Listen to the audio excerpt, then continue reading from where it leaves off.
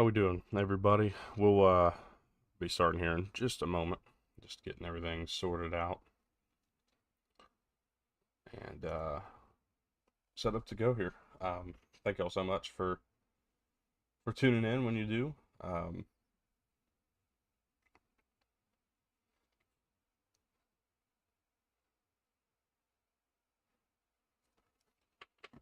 right, what a Saturday we witnessed yesterday.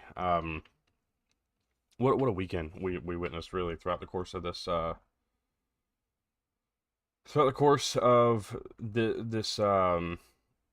week of action. We saw a lot of different things, and we're going to try to dissect some of it, try to talk about some of the things that happened and why they happened, or um, why they maybe didn't happen. And man, it's gonna start with the ACC. We had a really interesting weekend there. That's where we'll end up getting started here. But welcome in. It's Armchair Analysis. If you're new around here, please leave a like, subscribe, comment down below. We are at 201 subscribers. Trying to continue moving forward, get to that 300 mark. Appreciate any support as always. But with that said, let's go ahead and get into today's show. I got a lot to talk about and not a lot of time. It's about 10:35 Eastern time. Welcome to clocks backwards. Yeah, we just set our clocks back last night, as far as I'm aware. So interesting. We'll see how that goes. I feel rested, so maybe that's a plus we needed. But let's go ahead and get started. The ACC has really turned into anyone's race here in this 2025 season. You got Virginia, who is 5-0 currently in conference play with their win yesterday against Cal on the road. You got Georgia Tech, Pitt, Louisville, SMU, and Duke, all one-loss teams still remaining here in this conference. And a good portion of these teams are going to play each other at some point. But it's certainly opened up. And with the loss of Miami yesterday, and I think that's where we'll go ahead and start, is with Miami. This is a team that left the state of Florida for the first time on Saturday, facing an SMU team that I think was up for this game. Look, we talked about it yesterday. I think that their loss to Wake Forest got blown out of proportion a good bit, simply due to the fact that this game was coming up. I think we all knew this game was coming up, and SMU was going to be ready for it. This was their opportunity. Rhett Lashlee just got an extension. This team bought back in, was ready to go after all the rumors surrounding Rhett Lashlee to Arkansas. No longer got to worry about that. Now we can focus forward. And we saw a team that came out motivated and ready to play. We saw, really, I think, a team in Miami that's starting to really falter in momentum. I think that this year is starting to kind of get away from them. We've seen glimpses of it at times this year, and most certainly, when we talk about this Miami team, we just saw it 3 weeks ago. At least I'm pretty sure it was 3 weeks ago when they played Louisville. Back just 2 games ago, really, for them. A 24-21 loss to Louisville at home. This is, again, their first time going out of the state of Florida. This is only their second road game period on the season. Their other one was against Florida State, which they barely escaped that game. They go into this game against SMU, I think, expecting to have a bit of success in this one, expecting to be able to kind of do whatever they want, because SMU couldn't do anything last week offensively. They struggled tremendously, losing that game 13-12, and I think their defense had their moments of struggle too. I think this Miami team thought they were going to just walk in and take care of business. And they certainly were far from it. I think that they got woken up early, but they never really were able to gather some momentum. This was certainly a mix of things. When you look at this this game for what it was, you see that Kevin Jennings had 360 passing yards. I'm going in and looking at some stats, so forgive me. But you look at that, and then you look on the other side. Carson Beck wasn't bad, 274 passing yards, but 2 interceptions, and one of them the most costly at the goal line in overtime. Xavier Nwankpa with the interception ends this game essentially. They turn around and I'm sorry, not Xavier Nwankpa. That's Iowa. Isaiah Nwokobia was the one with the interception.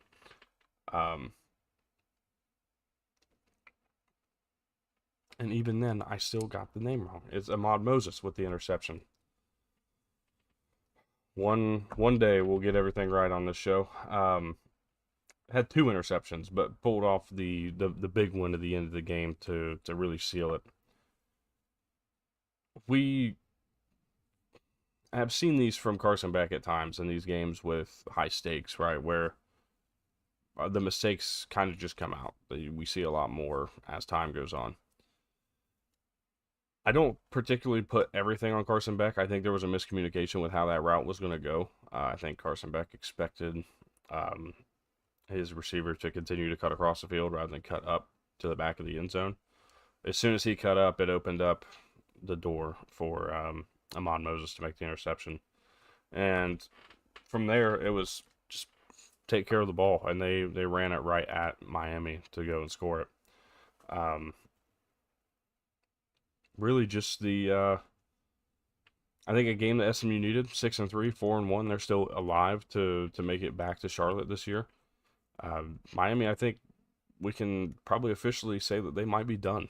They have a game against Georgia Tech that could determine a little bit down the line, but there's still multiple other teams that they'll have to play. They'll have to play Pitt at some point as well, if I'm not mistaken. There's still room for them. I'm sorry, they play Pitt, not Georgia Tech. They play Virginia Tech. But they play Virginia Tech and Pitt both on the road in the year, and they've struggled again in their road trips. So we'll see if Miami can maybe put themselves back in contention. But for right now, they sit at 6-2, 2-2 in conference play, and currently sixth in the ACC. We talk about some of these teams that are in this conversation. Well, it looks like Duke and Virginia might be on a crash course to face each other for the opportunity to go to Charlotte. The winner of that game could very well make their way to Charlotte. When you look at both these teams, the remaining schedule is not particularly there. And I'll go take a look at both of them and kind of explain and walk through that thought process. With Virginia, it's pretty simple. They play Wake Forest, Duke, Virginia Tech. Those are their 3 games remaining. Wake Forest has struggled, especially when they leave a legacy stadium. Duke on the road, that's going to be a tough game. We'll see how that goes. Duke has had some struggles at times this year, especially against teams that can match them. We'll see if Virginia's capable of doing so. And then Virginia Tech, final game of the year. Virginia Tech's improved, but there's still, I think, a lot left to be desired for that program. So that's the remaining path for Virginia. For Duke, their remaining path is UConn next week on the road. That's going to be interesting, an interesting game. UConn's played really well this year. Could be a slip-up game, an emotional win on the road against Clemson this week. And then they have this game against Virginia coming up down the line. You go on the road to North Carolina. This game, no matter what, is always tough. North Carolina, it has been improving. Whether or not it's been a marked improvement or even a team that we expect to really win more than 4 games, still to be seen, but that's going to be a game of interest. And then Wake Forest to close the year out at home. With those being said, I think we are kind of on a course where this game between Duke and Virginia can determine a team's eligibility for a trip to Charlotte. I think Duke wins out. I think Virginia wins out. Winner of this game likely gets a trip, depending upon how tiebreakers work out the rest of the way. That's the point I feel here, and I think it's really interesting. Of course, when we talk about that, we're looking at one of the most unlikely matchups going into the year. I think everybody expected Duke to be a good team. I predicted Duke to be 9-3, and they're certainly on pace for they're on pace for at least 8-4, I should say. But they're definitely on pace to be 9-3, especially with the win here against Virginia. As for Virginia, a team that I expected to be maybe a 4 or 5 win team, has actually really, really put on some impressive performances.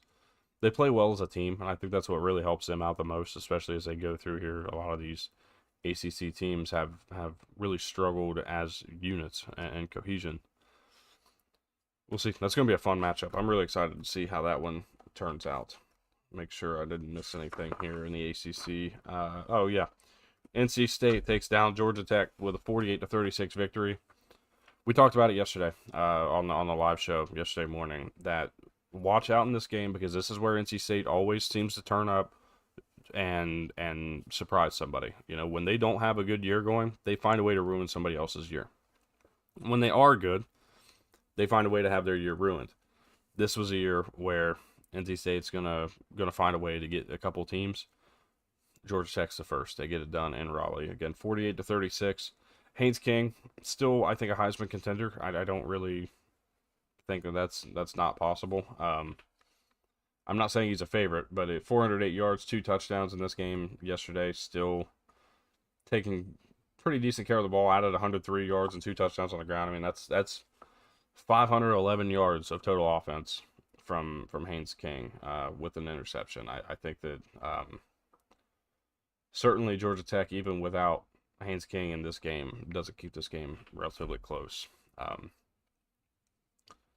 A big one there. And then Duke takes down Clemson 46-45 on some controversial situation, a controversial call late.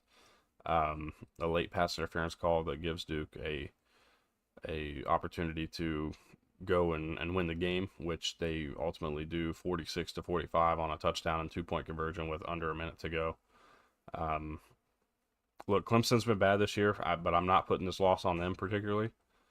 But kudos to Duke for taking advantage of the situation that they were put in, right? They had the opportunity to go win this game, and whether or not it was legit, whether or not you think that this was something they deserved, it really doesn't matter. They went out and they still won the game. Hopefully the ACC will take a look into the ending of that game because I think it's worth a look. But nonetheless, the result's going to stand either way. Duke with the win, 46-45 over Clemson. Moving on from that, let's go down our list here. Oklahoma takes down Tennessee 33-27 on the heels of 3 turnovers forced, all 3 of them off of Joey Aguilar, and one of which was a scoop and score touchdown, which I think really turned this game around, really turned momentum into the favor of Oklahoma. Look, the Sooners didn't really have a great game, I think, offensively.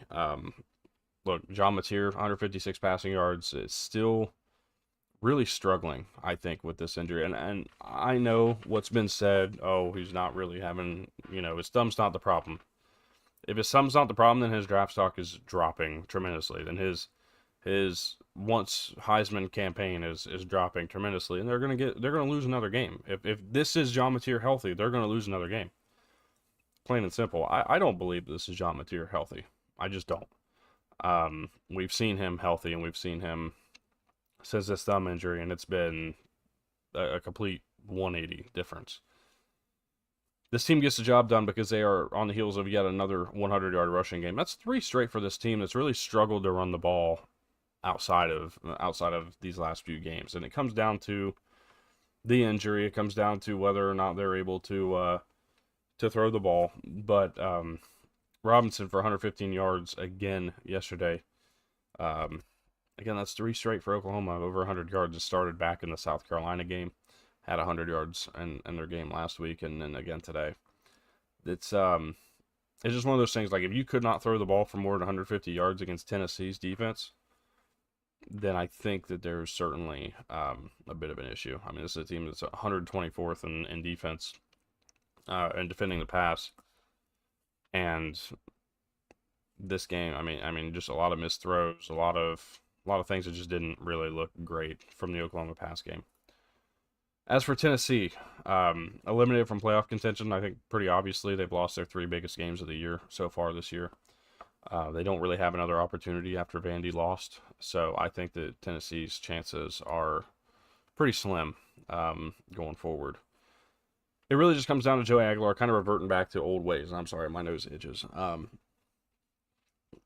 Reverting back to old ways, was really turnover prone at Appalachian State, and has seemingly had some moments where those have changed, but over the last few games and specifically last night, just a lot of really poor mistakes, really poor decision making, throwing a lot of kind of 50-50 balls that don't really end up being 50-50 because it's not near the receiver.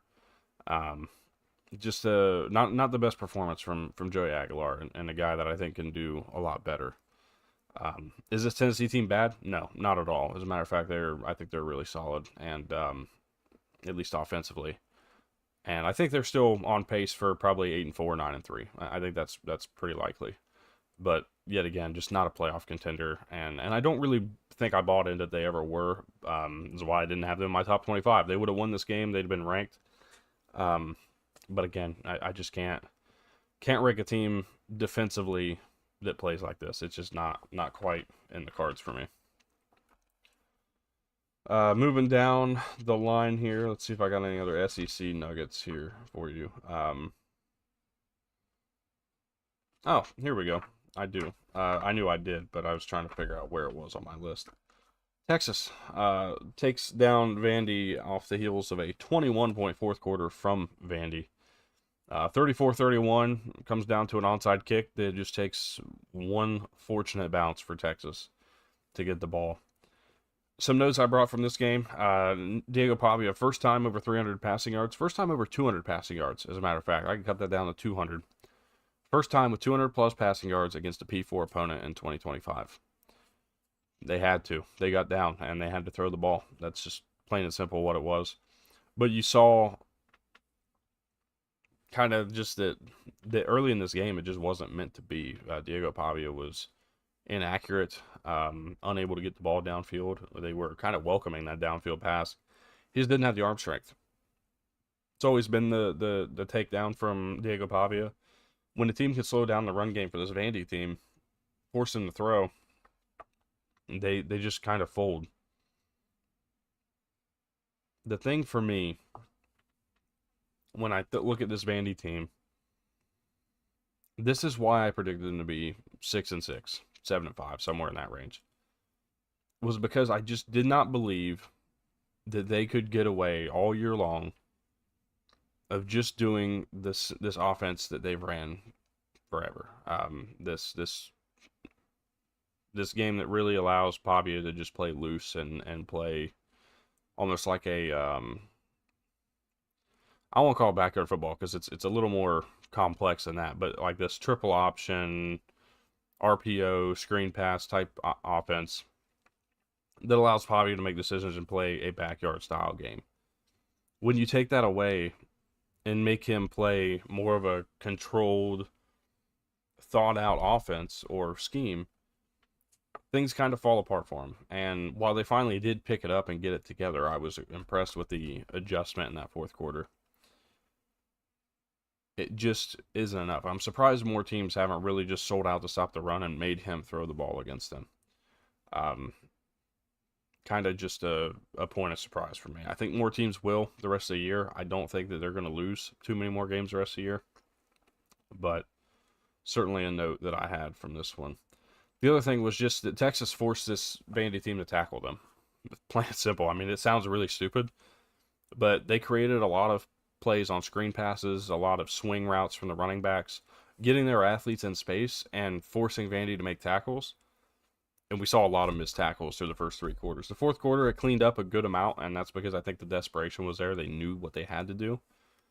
But that first three quarters was some of the worst I've ever seen in terms of defense from this Vanderbilt team. I just expected a little more from them, and Texas really exposed them in terms of that athletic ability. This is a really big win for Texas, one that certainly gives me a little more buy-in. One thing for me here in all of this conversation, look, Arch Manning had 320 passing yards, 3 touchdowns, no picks, did a great job. They ran the ball okay, but they didn't run the ball great, and they had 2 healthy running backs, Trey Wisner and CJ Baxter. We'll see what what things look like as they go forward, but I'm still not fully bought into Texas being a playoff team. I know they're 7-2, 4-1, still in the conversation, but they have Georgia next on the road in Athens. Close the year with Texas A&M. I still think 8-4 is on the cards. I still think it's on the cards. Now, that doesn't mean it's going to happen. I just think it's still a possibility. We'll see how the year kind of closes out as they roll forward, but they'll get a little bit of a break if I'm not mistaken. They play Georgia in 2 weeks, so going to be an interesting time to sit back and wait and see what happens. But yeah, they'll have Georgia in 2 weeks.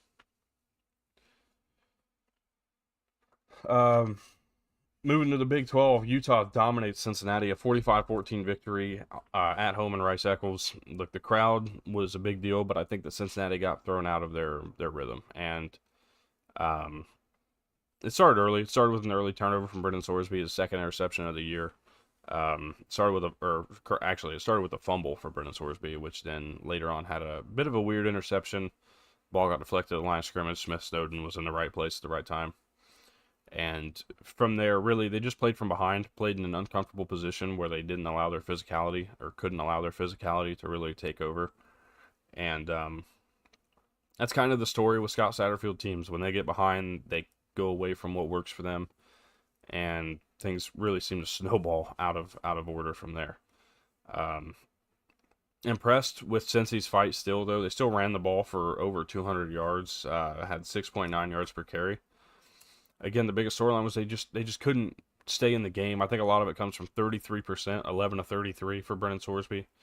Certainly not the caliber of game you wanted to see from a guy that could have potentially entered the Heisman race with a win last night, especially with a good performance. We didn't get it, leading to, again, Utah dominating at home last night. Staying in that Big 12 conversation, West Virginia gets their first ranked win since 2018, taking down Houston 45-35. They have their quarterback. I think they're big fans of Scotty Fox going forward as their quarterback. He was great, and even there in that conversation, so was Connor Wegman. Still had 300 passing yards, 4 touchdowns, 309 specifically. 4 touchdowns, 2 interceptions, though, was probably the biggest killer for Houston as time went on.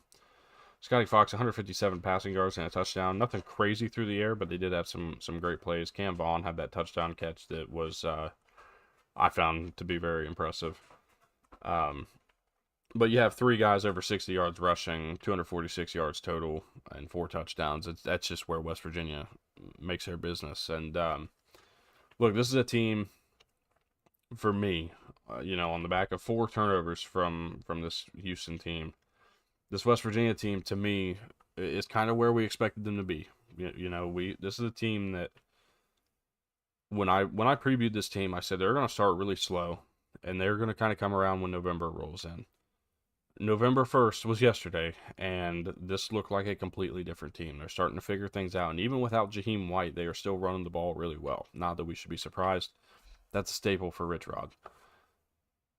This team has a path. I don't know that they get back to bowl eligibility because they do play Texas Tech, but they have this game against Colorado next week.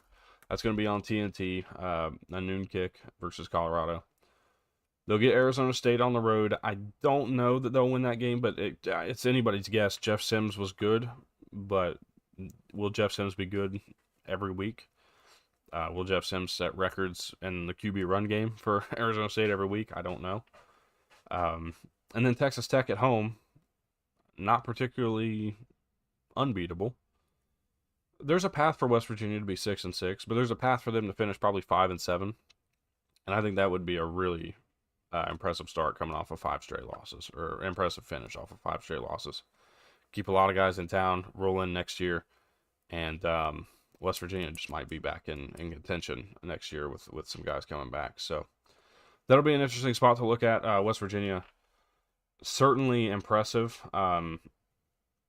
It's easily the worst game we've seen from Houston this year. Plain and simple, just too many turnovers, too many mistakes. I don't think they're done. I just don't think they're going to be Big 12 championship contenders any further. And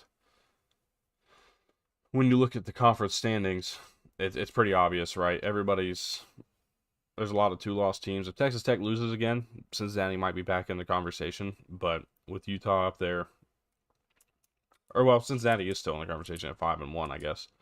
But Houston at 4-2, Utah 4-2, Arizona State 4-2.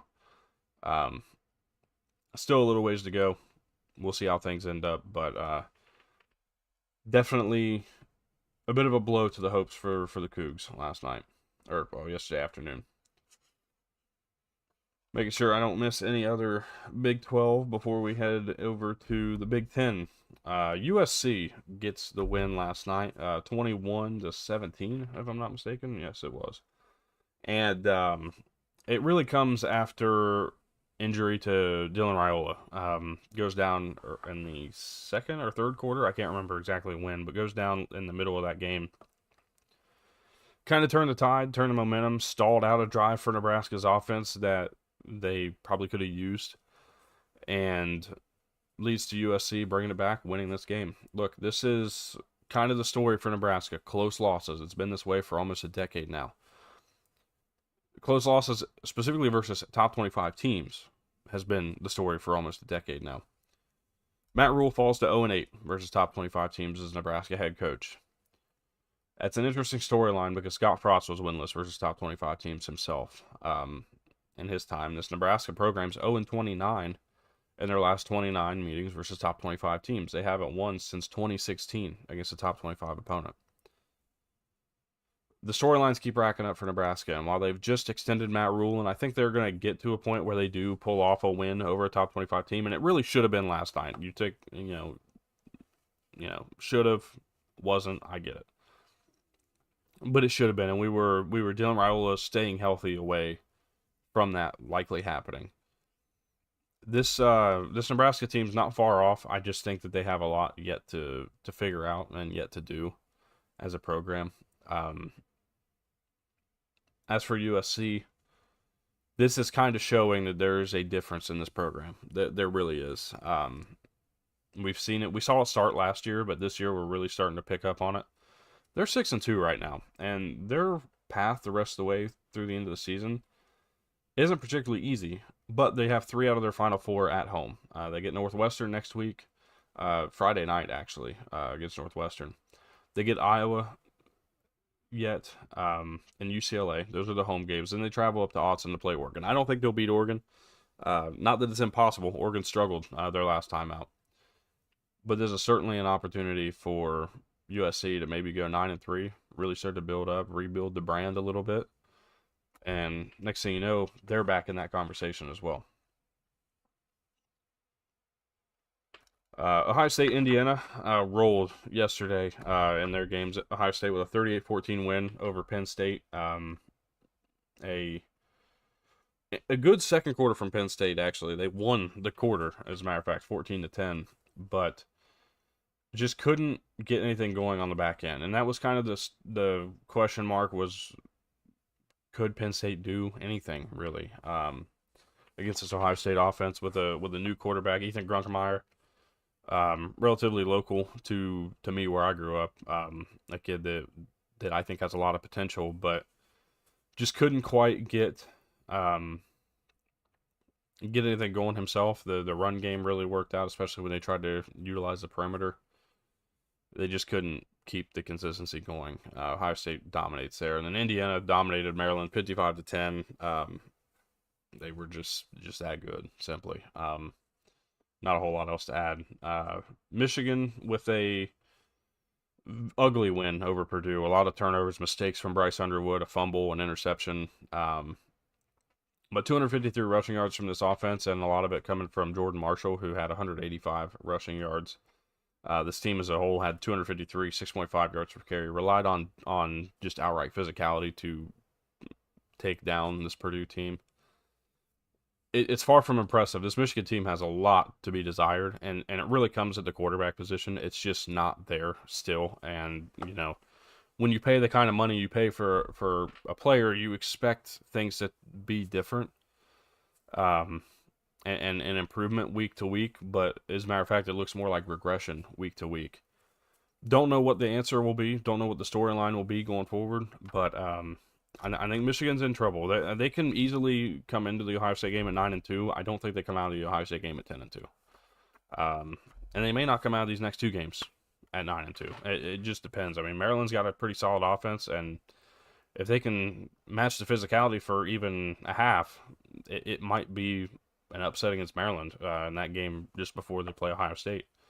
2 road trips to Wrigley Field and again Maryland before they play OSU in Ann Arbor. There's a ways to go for Michigan to really prove themselves.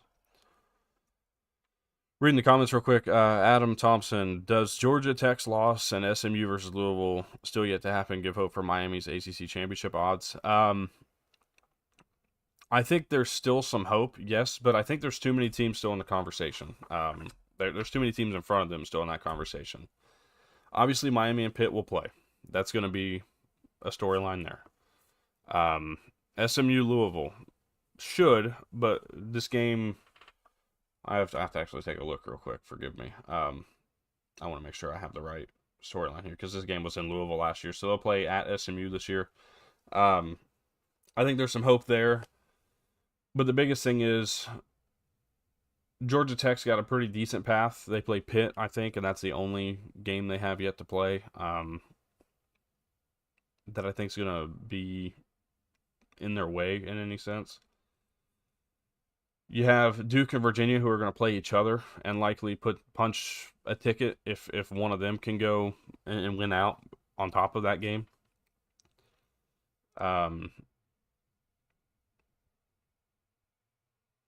See, Pitt plays Georgia Tech and Miami. Pitt's probably one of the biggest teams that's like, I don't know if they get through there unscathed. Already with a loss to Louisville, so already behind Louisville in terms of tiebreaker. Tiebreaker between Virginia and Louisville is the Virginia. I don't know. There's a lot of story there. I think there's still some hope, but I think it's going to take a lot of help, personally. Because again, I think winner Virginia Duke is going to Charlotte. I think the winner of that game goes to Charlotte. Neither one of them have a tough enough schedule the remaining way, I think, to take a loss if they beat the other. The story really comes down to SMU Louisville. If SMU loses, I'm going to be honest. No, I don't think Miami has a chance. Now that I'm thinking about this. So Louisville has Cal, Clemson, SMU remaining on their schedule. These two games have interesting implications. Both night games, Cal, Clemson at home, and then they go on the road to SMU. SMU's schedule, if I'm not mistaken, isn't too much terribly different. They go on the road to Boston College. They have had their issues with Boston College as ACC members, even before they're ACC members. And then Louisville at Cal. I think the winner of SMU Louisville wins out too. So, as a matter of fact, I think we're looking at SMU Louisville winner versus SMU Louisville winner against the Duke Virginia winner. Double check on Georgia State to make sure I'm not missing something here, or Georgia Tech to make sure I'm not missing something here. Now, the interesting part will be Georgia Tech's got Boston College and Pitt remaining. If Georgia Tech wins out, where do they fall into this mix? I just think there's too much that needs to happen for Miami to get there. I think there's entirely too much for Miami to get there. Not impossible. It's just going to take a lot of luck, and the ACC has certainly had no problem having chaos. All right, let's take a look at one other result real quick in terms of really digging into it. North Texas gets a win over Navy, 31-17. That's the first loss for the midshipmen. North Texas remains now 8-1. That it's going to be interesting in the American, I think, going forward. This is a conference that has now with the loss for Navy 6 one-loss teams. 6 one-loss teams. So it's a very similar story to the ACC with their 5. Now, North Texas and Memphis, I think, are the favorites right now. Tulane having just lost is a problem. The team that's not talked about here is East Carolina. They still have an interesting path the rest of the way. ECU will play Memphis at some point, but they have Charlotte, UTSA, and FAU remaining. They will probably, I think ECU has a path for 3-1, maybe even 4-0. And if they go 4-0, they're going to take their trip and play in the conference title more than likely. Navy's path includes Memphis, South Florida, and Army, which Army doesn't matter in terms of this conference championship race. But they have South Florida and Memphis remaining. I don't think Navy's going to win both of those games. Maybe not win even one of those games. Memphis, I know, plays Tulane and Navy and East Carolina, so they probably have the toughest path, but they have, I think, the best team in terms of talent. Tulane has Memphis on the road, and that's it. For the rest of theirs, they got FAU, Temple, and Charlotte to remain after that. North Texas has UAB, Rice, and Temple, probably the most likely chance to make their trip to the conference title. South Florida in this conversation as well. UTSA, Navy, UAB, Rice, maybe. It's kind of a mess in the American too. So I don't particularly know what I believe is going to happen, but I know that it is going to be very, very intriguing to watch. As again, we now have 6 one-loss teams or better in the American Conference. So with that said, let's go ahead and take a look at some other scores. As we typically do, we go around the country, talk about all the scores. So we just talked about the American. Let's go through that real quick. UTSA took down Tulane on Thursday night with a 48-26 victory, handing Tulane their first loss in conference play, really opening up the question marks as we go through the rest of the season. Memphis with a win over Rice, 38-14. As we expected, they were just as advertised. North Texas with that 31-17 win over Navy improves their standing here. UConn with a win over UAB. UConn's now 6-3, bowl eligible after that win yesterday.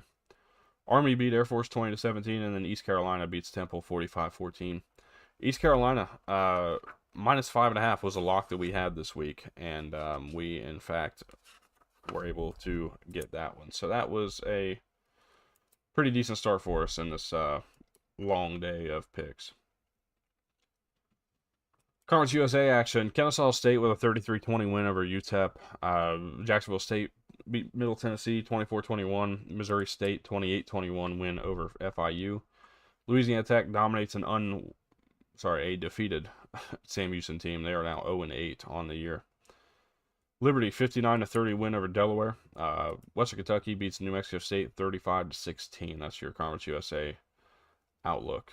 MAC Buffalo beats Bowling Green 28-3. Western Michigan beats Central Michigan 24-21. Both Buffalo and Western Michigan now 4-1 in conference play at 5-4 overall. This is the week now that they begin MACtion. Tuesday night kicks off MACtion with well, if it wouldn't have taken me off of that screen, I would be able to tell you. UMass and Akron, and then Miami, Ohio versus Ohio will be playing on Tuesday night. Wednesday, you will see Kent State and Ball State, and then Northern Illinois and Toledo. And then there will be one Saturday game. It'll be Bowling Green and Eastern Michigan before they join the action there. Mountain West, we had another lost place. New Mexico beats UNLV 40-35 to move to 6-3, 3-2 in Mountain West play. This is a really good team, man. I am very high on what New Mexico's done so far this year. Jason Eck has done a great job. Certainly a guy that I think is probably going to garner some attention in upcoming coaching searches. Fresno State takes down an ailing Boise State team 30-7 off the hands of a handful of turnovers and really just a good running game. Boise State, again, having some injury issues, obviously, without Maddox Madsen. Just kind of looked pedestrian, I would say. We'll see what the story is for them going forward. San Diego State with a 24-7 win over Wyoming. Jaden Denegal did good enough, but it was really Sutton on the ground, 158 yards and a touchdown. That took care of business for the Aztecs. San Jose State on the back of Walker Eggett, 458 yards and 2 touchdowns, 45-38 victory over the Hawaii Warriors. The Pac-12 first matchup of the season for Washington State and Oregon State, 10-7 victory for the Oregon State Beavers as they now lead the conference. Sun Belt action, James Madison with a 52-20 victory over Texas State. Coastal Carolina 44-27 over Marshall.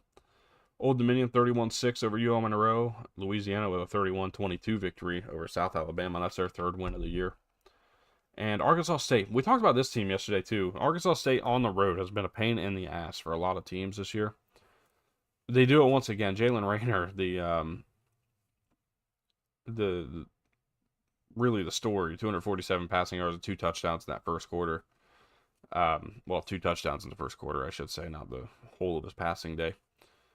But did just enough. They win 23-10 over Troy, moved to 5-4. They are 4-1 in Sun Belt play. Surprisingly, after the way their season started, they are in this conversation. They now lead Troy actually for that conference, the Western Division.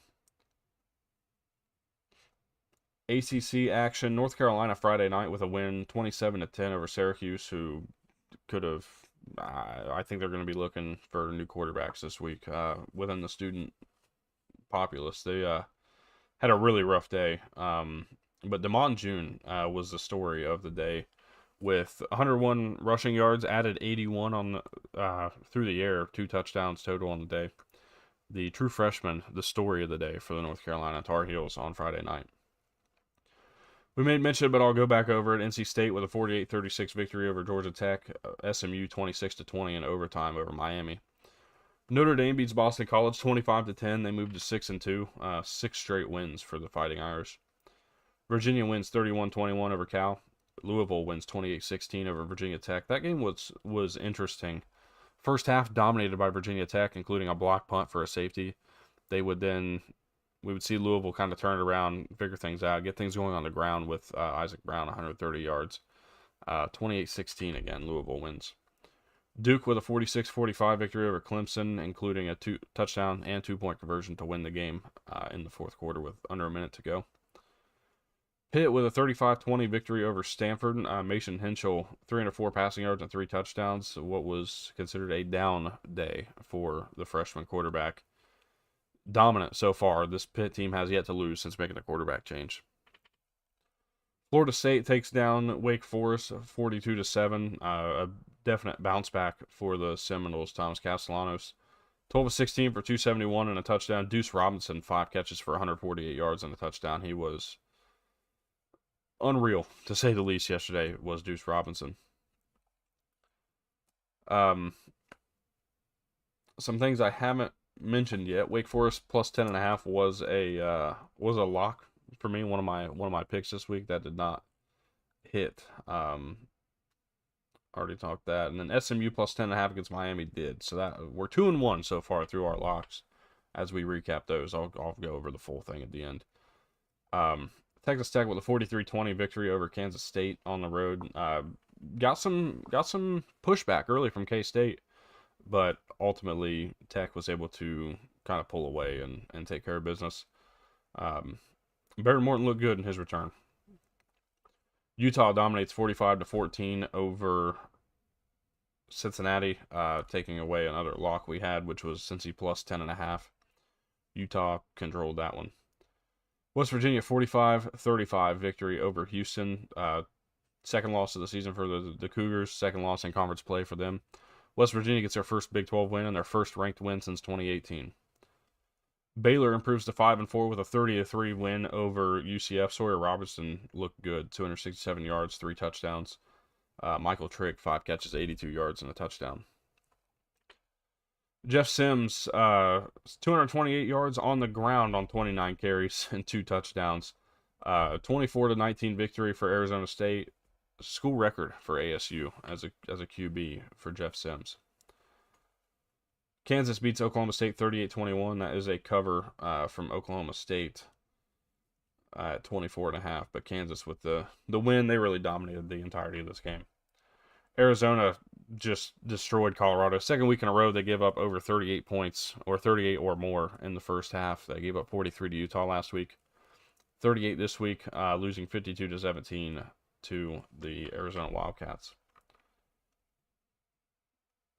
Moving to the Big Ten, Michigan beats Purdue 21-16 on the back of Jordan Marshall, 185 yards and 3 touchdowns. Essentially, Jordan Marshall, 21-16 over Purdue. Bryce Underwood, 2 turnovers in this game. Just really not his best effort, I don't think, this year. Ohio State gets a win, dominating Penn State in the second half, shutting them out in the second half. Julian Sayin, 316 yards and 4 touchdowns. Really not sure what we saw from Jim Knowles, but not a fan of it. What we're talking about. A guy who was at Ohio State last year should know what to expect from this offense and couldn't defend it for anything. Penn State team total under 13.5. That was a miss for us this week. Indiana gets a 55-10 victory over Maryland. Just complete dominance, honestly. Handful of turnovers that helped them out. It was just a great performance for Indiana. They continue to win games. They're 9-0 for the first time in back-to-back seasons in school history. They also have 55 points or more, or 50 points or more in 5 games this season. That's also a first in school history. Indiana is looking the part of a college football playoff and maybe even a national championship contender. Indiana, Maryland, by the way, over 50.5. Indiana did that all on their own. USC, Nebraska. USC wins 21-17. Dylan Raiola gets hurt in this game. We'll see what his story is going forward this week. We'll keep our eyes open for updates. Illinois beats Rutgers 35-13. This is Illinois now 6-3, bowl eligible. Luke Altmaier, 7 carries for 88 yards and a touchdown. But he also added 4 through the air. So not a bad day for the Illinois QB. And then Minnesota takes down Michigan State in overtime, 23-20 on the back of a Drake Lindsey bootleg touchdown run that involved one of the best quarterback stiff arms I've ever seen. Minnesota with a big win. They're now bowl eligible as well, and 4-2 in Big Ten play. 6-3 are the Gophers. Another team I thought would probably be a little bit of a sleeper this year have certainly answered the bell there. Make sure I haven't missed anything yet in that conversation. Nope. So SEC. Ole Miss, 30-14 victory over South Carolina. That is an Ole Miss minus 12.5 cover. We take those. Georgia beats Florida 24-20. We didn't talk about this game in the storylines earlier in the show, but definitely a game of relative surprise, I think. We all kind of expected Georgia to come out and dominate this game, and really it took to the very end for Georgia to get it done. A big win for the Bulldogs. They get it done in the cocktail party, 24-20, but man, it was not impressive. This is going to set up for a big game with Texas in a couple weeks. Texas improves to 7-2 with a 34-31 win over Vanderbilt. The Texas Vandy under was 46.5. We weren't even close. So thank you to 3 fourth quarter touchdowns from Vandy. Diego Pavia, 365 yards, 3 touchdowns. Again, we mentioned earlier, first time over 200 passing yards against a P4 opponent this season for Pavia. Texas utilized open field, utilized athleticism, and really dominated the first 3 quarters. Struggled in the fourth, but thankfully they were up just enough. Oklahoma with a win over Tennessee, 33-27 on the heels of a third straight 100-yard rushing game from one of their running backs. Joey Aguilar, 3 turnovers in this game. Definitely not what we expected to see out of him. The game went about as we expected, and the over hits as well. That was another one of our locks this week. And that was our last lock, by the way. We were 5-5 this week, right down the middle. Mississippi State, 38-35 win over Arkansas. First win in SEC play in, 3 years? Oh, over 2 years now, at least. A big deal for the Bulldogs there. And then Kentucky gets the win over Auburn 10-3, which will lead me into one of my final points today. And that is Hugh Freeze. Benches quarterback Jackson Arnold for this weekend. Puts in Ashton Daniels. Thought it would be an okay game. It wasn't. 13-28, 108 yards, 1 interception. Added 48 on the ground. That was probably the change. But at the same time, that's the same thing Jackson Arnold had been doing. On top of that, this team didn't run the ball very well, only 3 yards per carry, 118 yards. Jeremiah Cobb had 72 on the ground. This is, I gotta say, I think Auburn's throwing their hat into the ring for a new coach. I cannot imagine that Hugh Freeze coaches beyond 2025 at this program. They fall to 1-5 in SEC play. They have become essentially irrelevant year in and year out, and this goes back to the Brian Harsin era, but it's still irrelevant year in and year out. And they are like the decision making to me doesn't make a lot of sense. The offense is doing fine, has been really okay all year long. They were coming off of a win against Arkansas, a 33-24 win over Arkansas. A game in which Jackson Arnold was 7 of 12 for 73 yards, a touchdown and interception. You brought in Ashton Daniels, he was 6 of 8 for 77 yards.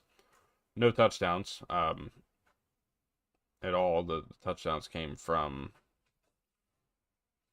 where? I don't quite know. Seemingly, the defense had a touchdown. They had one pass touchdown. Where'd the other ones come from? I'm gonna have to look at this because I do not remember this in this way. Scoring plays. So a touchdown, Cam Coleman, touchdown reception, field goals, a pick six.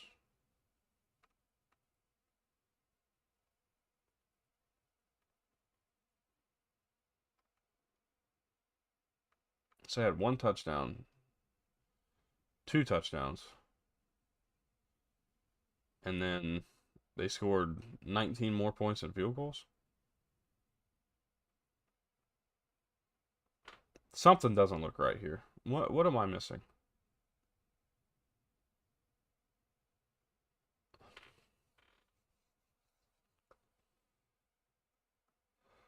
This is where we hate doing these live, right? You have to figure something out, but I'm very confused actually at that, and that stat line doesn't make any sense. And I've noticed this with ESPN the last couple times I've looked at something there. I don't always get the stats that I'm looking for.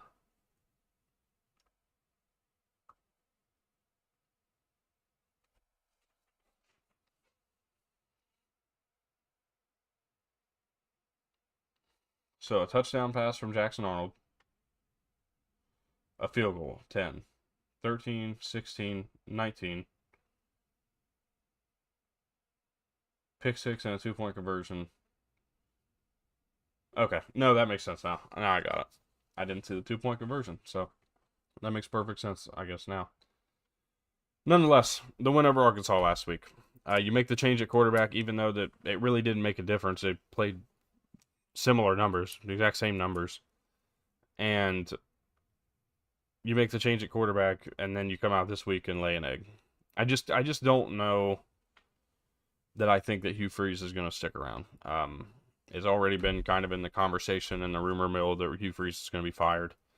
I think it would be likely that he's going to be fired. I'm going to be poking around some message boards today to see what I can find and what the fan side of this is, but things are not looking good at Auburn, and they haven't looked good in a while. But I think this fan base is starting to get a little restless to get back in the conversation.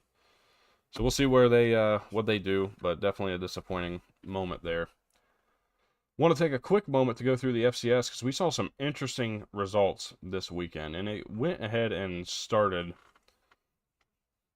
Forgive me trying to find it so I make sure I tell you the right information. Let me give you the right score here, but Tarleton State went down for the first time this season to Abilene Christian, 31-28. Abilene Christian 5-4, 4-1 in the UAC. Tarleton State now 5-1 in the UAC, at 9-1 on the season. Interesting spot there. Tarleton was the number 3 team in the FCS before this loss. UC Davis goes down for the second time this season, 38-36 loss to Idaho State, who's 3-6, 2-3 in Big Sky play.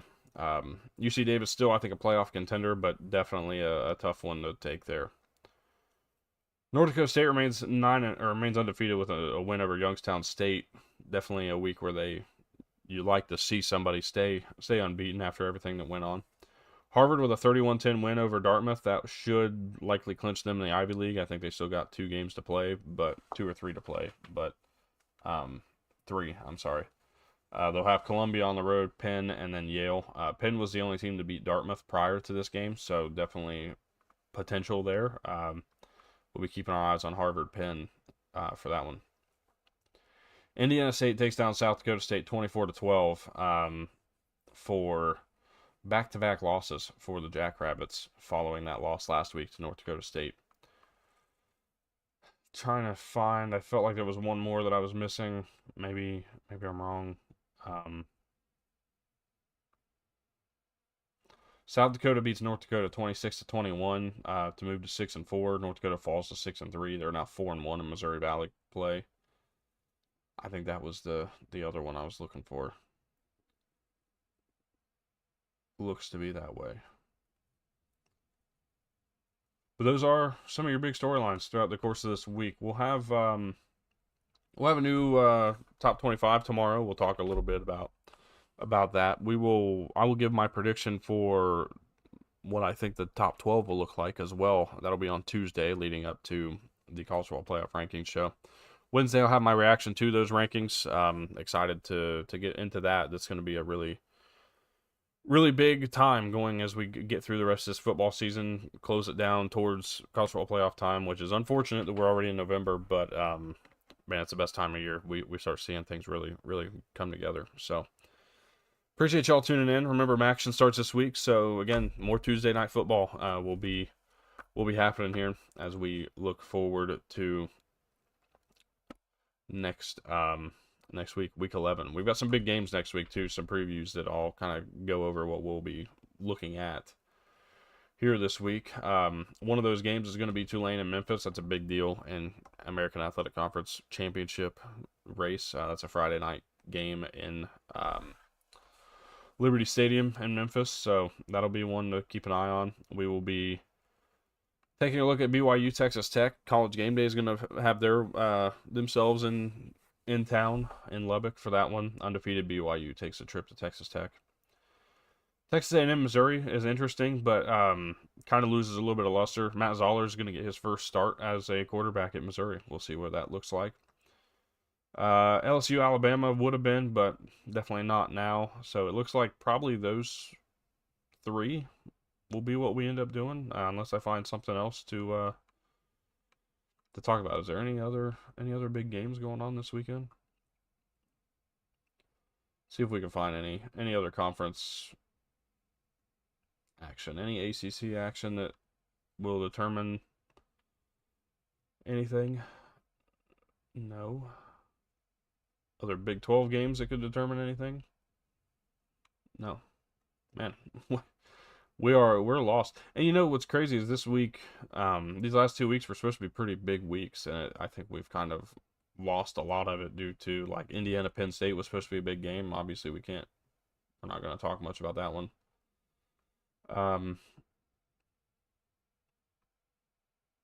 Yeah, I mean, we may just have those 3 this week. We may not get another game, man. I'm not going to do any action games only because it's in the middle of the week, and I'd rather preview the Saturday games ahead of time.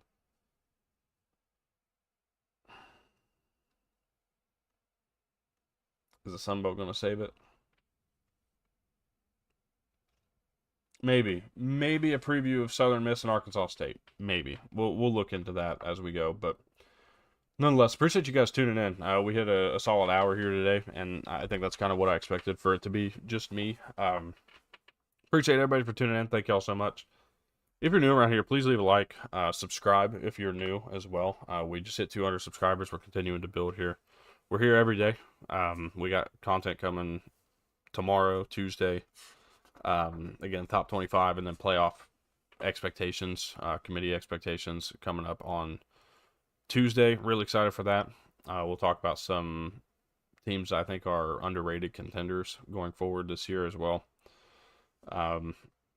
Just a lot of content yet to come. So appreciate you guys so much. We'll also be here all off season. So, we don't really consider it an off season. I call it the non-playing season because there's still so much going on. We got recruiting season, spring football, and then summer. So we got it's what we call preview season as a summer actually, where I preview every top 20, or sorry, not every top 25, every Power 4 conference team going forward. We got some changes coming to that this year, but we did every single, all 68, 69, I think it was, with Notre Dame teams. So appreciate y'all for tuning in. Appreciate y'all for sticking around and listening to me run my mouth about college football. So we'll be here tomorrow, and make sure you tune into that. Again, top 25, my top 25 drops tomorrow, not the AP. The AP will drop here in about 30 to 40 minutes.